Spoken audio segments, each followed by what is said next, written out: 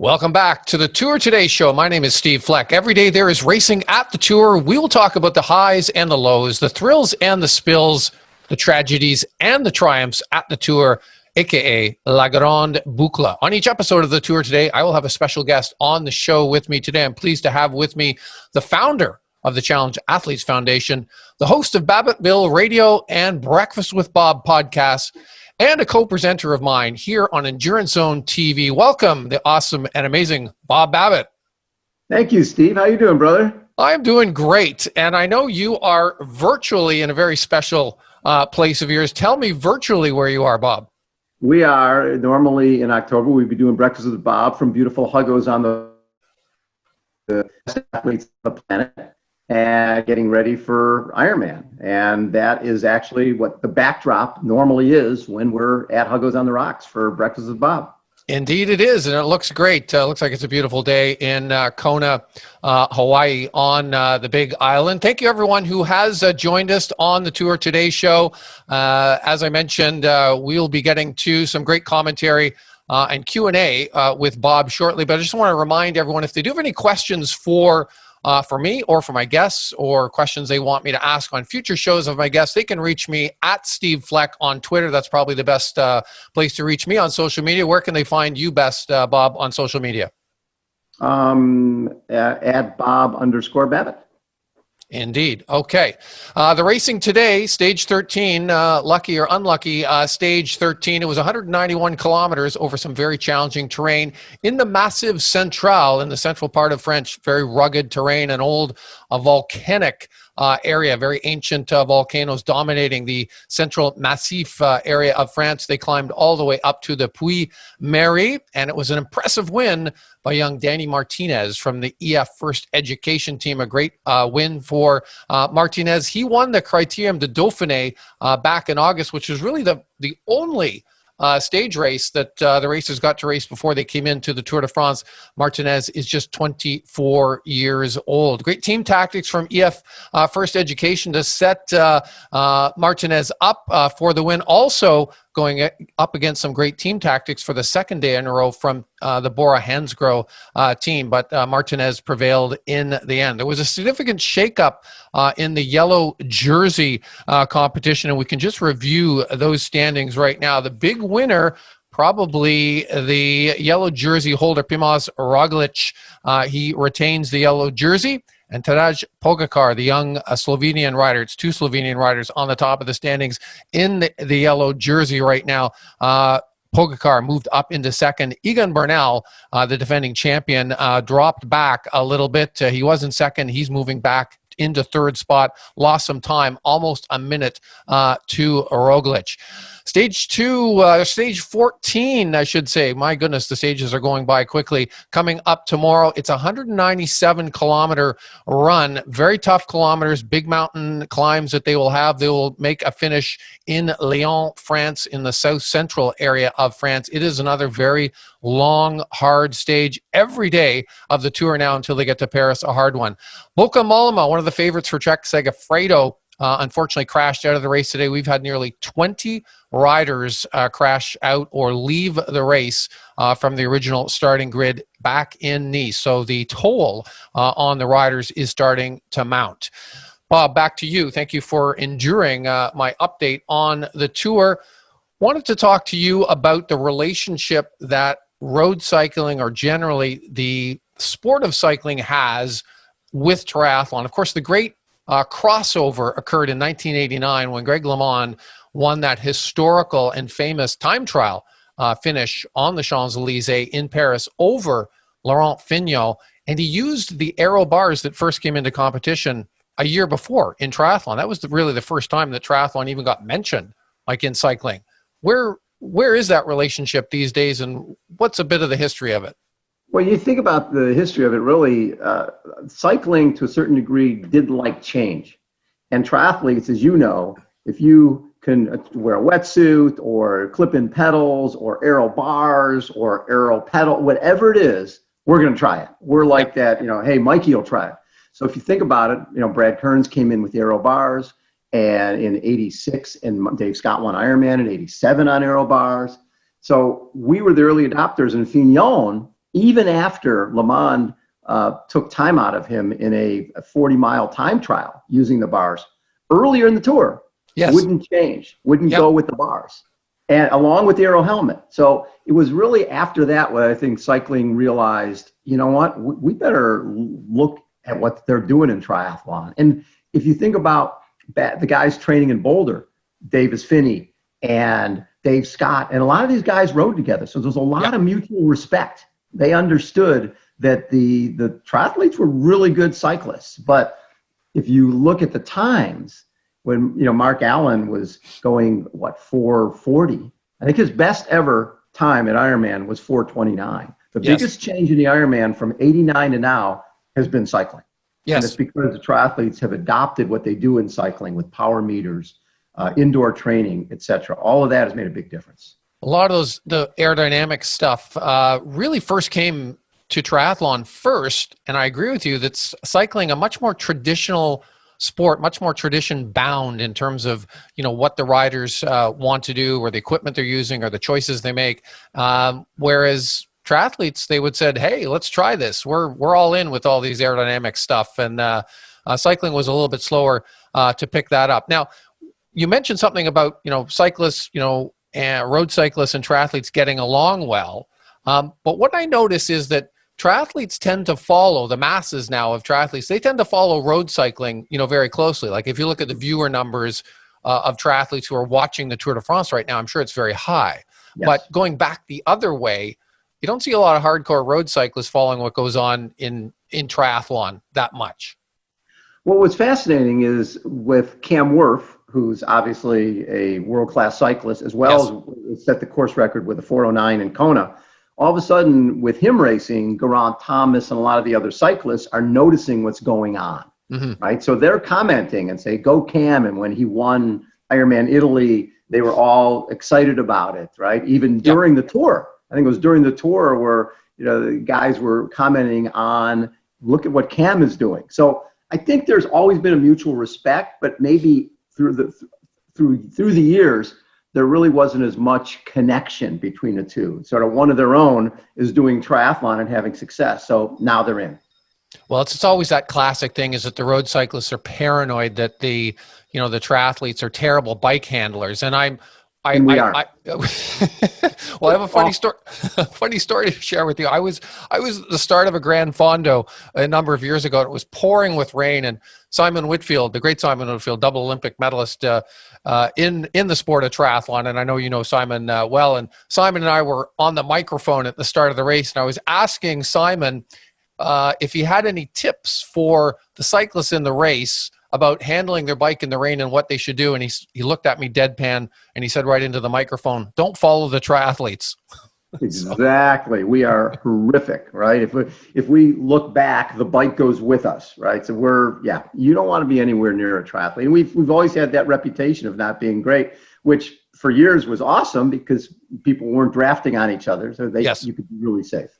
But of course, everything changed now. I mean, and Whitfield was part of that first era of professional triathletes, particularly on the ITU circuit, where they did allow drafting, and that whole thing came into play. Is now, I mean, if you race on the ITU circuit, you have to be a good bike handler. You have to be really good on the bike. You have to know how to handle a bike in the corners, touching elbows in, sprints with riders. I mean, you have to have that skill set. So I think the story has improved since I shared that line with Whitfield a number of years ago.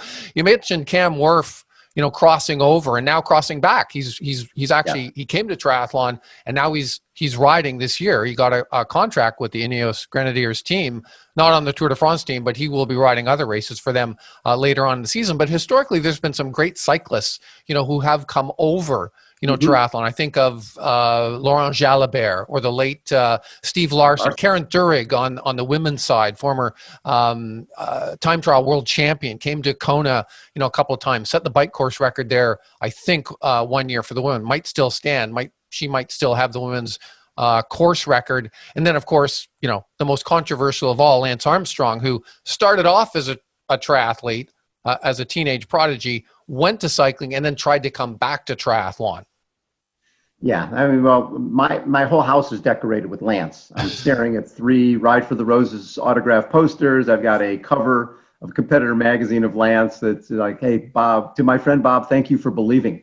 So I was covering Lance when he was 15 years old, and really he moved to cycling because triathlon was not an Olympic sport.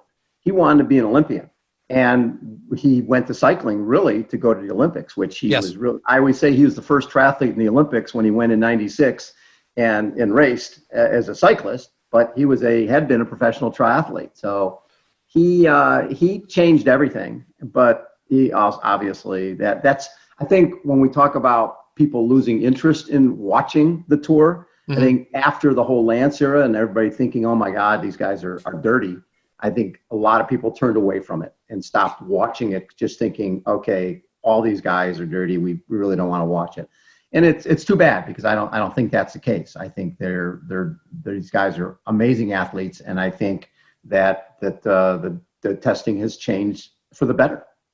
Well, I think you're right. I agree with you that the interest or the fascination with the sport, particularly in North America, Canada, and the U.S. I think the fans in Europe are a little bit different, but in Canada and the U.S., I think Lance, with all due respect or no respect, however you want to view it, there was a big downturn in terms of interest, because people just said, they're all dirty. Why should we watch that?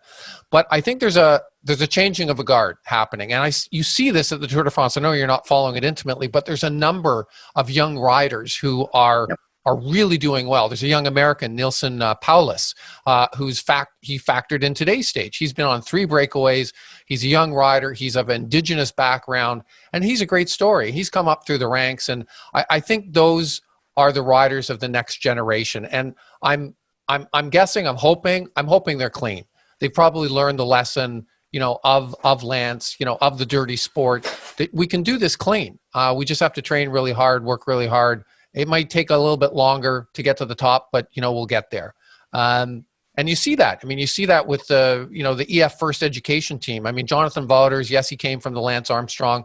But he's been very outspoken, about being anti-doping and making a clean team. It was great to see Mary Wittenberg, the former New York City Marathon race director, come over, and she has a high-ranking senior position within the EF First Education team right now. And I think that's really, improving that team's profile and, a lot of these young riders, and that's transferring over to the fans, hopefully. Hard part is when you think about cycling as a professional sport. If you want to make a living as a cyclist, you've got to go to Europe, right? Yeah. If you look at the Tour of California or the Tour of Georgia, or back in the day, Tour de Pont, Tour de Trump, one new event comes in and one goes away. Yes. And the hard part is when you look at triathlon, if triathlon comes to Lake Placid and you've got 2,500 people staying in hotels and 2,500 people and their families, yes, eating meals and renting cars and all that, when you bring a bike race to California, you're not really filling up hotels. There's a total difference. The cities in Europe will pay to have the tour start and finish in their city because they get television and they feel that there'll be tourism at another time. Yes. In the States, that's just never caught on, and people look at it and go, well, triathlon or running events, they fill up our coffers. A cycling event with 100 people, and I can come out there and sit on a curb and bring my sack lunch and sit on the curb and watch the race. It's just a different dynamic in Europe than it is in the States. You've mentioned that's the business case, Bob. Is there a history or cultural case for that? I always sense that in North America, we have a poor appreciation for endurance sports in general. They're just sort of looked upon as a bit of a freak show and a sideshow. I mean, you have to be like Lance Armstrong notoriety or scandal, or some guy doing something crazy or ridiculous like, a marathon every day for a whole year to actually get some press. I think what we found here, if you look at the difference, some people in Europe will pack a lunch, put the family in a car, drive for 2 days to sit on the side of the road to watch the group come by that goes by in 15 minutes. And that's okay. Here, if you look at the type of racing that does well in the States, it's crit racing. It's criterium, where you can have 30,000 people in downtown Austin or in downtown LA, and you're blocking off an area on a weekend, that works, right? Yes. That type of stuff works. It's just, I think it's just different.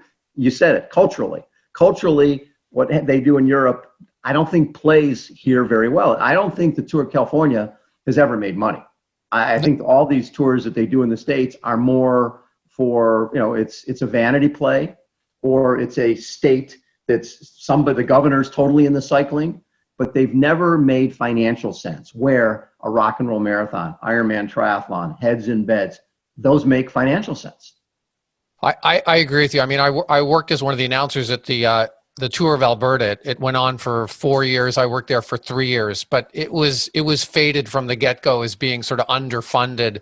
And to see what went on behind the scenes at a high level UCI tour type of event, where you're going from town to town to town for a whole week, the work that went behind the scenes and the money that was needed to sort of cost that all out, only for 200 riders. And to your point, it put very few people in beds other than the riders and the support staff like myself and the media and whatnot. It really wasn't sort of a grand affair, as you had said. And I don't know if the model works in North America for sort of grand tour style races. And I don't even know if the Tour of California, which is a great race, it's got, a great historical legacy. I don't even know, if it's coming back.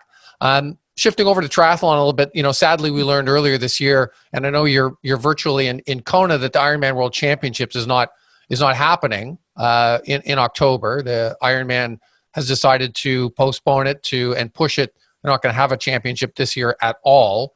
But I wonder why, and you touched on a bit there, Bob. Is it because triathlon tends to be more participant driven?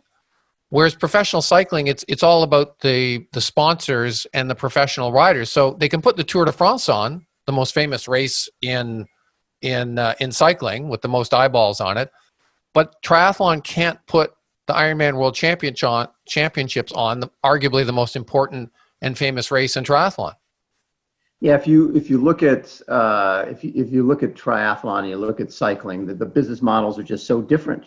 When you talk about putting on Tour de France with 200 cyclists, it's really like the bubble for basketball. Yeah, yep. That works. NBA works. And they're doing the same thing with football, where you've got the guys, they're basically in their own bubble during training, and then on game day, and in there. That works. You start talking about 3,000 people flying to the Big Island, Hawaii, from all over the world, right? Potentially, who knows who's been sick, who's had COVID, who hasn't had COVID, and you've got all these folks, plus, as we talked about earlier, volunteers. Yeah.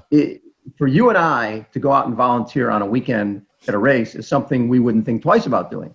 Well, now to hand out water to strangers and put my life at risk, I think race directors are going to have a hard time getting people to volunteer. You were mentioning one of the races you work with, senior centers, has been a core group of volunteers. That's not going to happen again. No. So when do you think, just extending that a little bit, Bob, when do you think, mass participation in endurance sports events in North America, the 500 person fun run, the 5,000 person marathon, the 5,000 person Grand Fondo, or the 2,000 person triathlon, when might those get back to normal, even if we ever get back there? I think the issue is going to be, what are the COVID restrictions? If you tell a race director, if you tell Ironman, hey, your race that has 2,000 people in it, right? You can have 200. Yeah. Well, one, who's going to tell those other 1,800 people that they can't race? Right? Sorry, we're only going to take 200 people. Plus, they can't make money off it. No. And even your local race director, if your local race director has to cut his field down from 500 to 200, is it worth their while to do that? I mean, one of my favorite race directors of all time created the Catalina Marathon, this guy, Hans Albrecht. And I was like, when Hans got out of the race directing business, I'm like, Hans, why'd you get out? He goes, well, if I'm not going to make money, I'd rather not make money laying at the beach. Why should I put cones out and not make money? Yeah. And I'm like, you know what? It is a business. So with all the extra costs, the COVID-related costs of all the testing and waivers and all of that, plus the density, if your density's cut down, it can be really difficult for a lot of our race directors to stay. That's my main concern. We already had Renegade Racing here file bankruptcy. A number of other race directors have told me they might last another couple of months, but if they're told the races can't happen next year, then they have to go. I've received a number of resumes from former race directors who are looking for jobs. Yeah. Challenging times. Shifting gears a little bit, Bob, you're the founder of the Challenge Athlete Foundation, as I mentioned at the outset when I was introducing you. That is an extraordinary organization doing some amazing work. Tell us a little bit about the genesis for CAF and some of the great work that it does. Well, sure. Everything started for us really with a guy named Jim McLaren, who was a football player at Yale. 1985, he was taking acting classes in New York, was on his motorcycle going to classes in New York City, and he was hit by a bus, thrown 90 feet in the air, dead on arrival, lived, lost his lower left leg, and came back on a walking leg to run a 3:16 marathon and go 10:42 in Kona at the Ironman World Championship, which ties us all together. We became buddies at that point, and Jimmy was traveling the world because he was the Babe Ruth of amputee athletes. He was the greatest. Nobody had ever done what he was doing. Well, flash ahead 8 years, he's racing in Orange County at a triathlon. A van goes through a closed intersection, hits the back of his bike, propels him in a pole. A guy who's an amputee becomes a quadriplegic. At that point, 3 of us got together to put on a little triathlon, and the goal was to raise $25,000 to buy Jimmy a van with hand controls to give him independence. That was it. Yeah. We raised 49, thought our job was done, and what we heard from other amputee athletes and challenge athletes was, hey, it's great what you did for Jimmy, but did you know if you get injured, your health insurance here in the U.S. covers a walking around leg or an everyday wheelchair. Nothing to do with sport is covered because it considers sport a luxury item. Right. So that's when we got our 501(c) and decided if someone needed a piece of equipment, training, or travel to stay in the game of life through sport, that CF would be there. Now it's been 27 years. We have raised $123 million. We've sent out 30,000 grants to athletes in 73 countries and all 50 states and Puerto Rico for 105 different sports. I had no idea there were 105 different sports. Blind baseball, quad rugby, sled hockey, so many different sports. So it's been cool. Right before COVID, we sent out 3,129 grants totaling $5.9 million. And those all went out in March. And our athletes were pivoting. We're created a community challenge. And because we can't put on our bike ride, we can't put on our run, and people are now gathering miles. People can go to challengeathletes.org, and if they log in their bike, run, swim miles, we're trying to raise 1 million miles and $1 million to keep our challenged athletes in the grants they need. So this is your virtual pivot, if you will, during the pandemic to try and raise money, because it's really challenging for charities. We talked a bit about that before we got on camera here about what a tough year it's been, for charities that are associated with endurance sports, races, and events of any kind. So this is your virtual fundraising exercise to try and cover what you would normally raise in a traditional year. Yeah, and what's fascinating about it is I have never really done the Strava thing or the Garmin thing. And since August 8th, we go from August 8th to October 18th, I've already ridden 925 miles on my bike. That's more miles I've ridden my whole life. It's been really sort of eye-opening. Yeah. And the best part is the people who are on the leaderboard is a hand cyclist named Brandon Lyles, has done nearly 1,100 miles. And Lauren Parker, who is a former triathlete who was paralyzed, she's done 950 miles, so they're all kicking my butt. Yep. And it's awesome. And they're all raising dollars because they want to help that next generation. Right. Really...